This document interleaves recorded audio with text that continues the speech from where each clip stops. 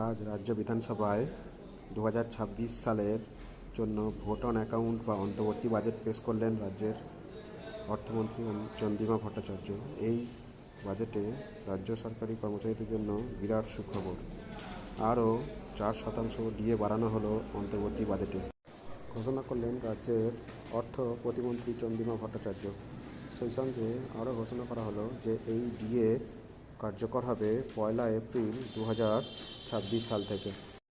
সেই সঙ্গে রাজ্যের সরকারি কর্মচারীদের জন্য 7ম বেতন কমিশনের কথাও ঘোষণা করলেন রাজ্যের অর্থ প্রতিমন্ত্রী চন্দ্রিমা ভট্টাচার্য।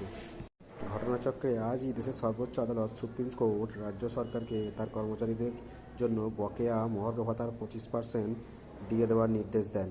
সুতরাং নিঃসন্দেহে আজকের দিনটা রাজ্য সরকারি কর্মচারীদের জন্য জোড়া সুখবর, এ কথা বলাই যায়। ধন্যবাদ।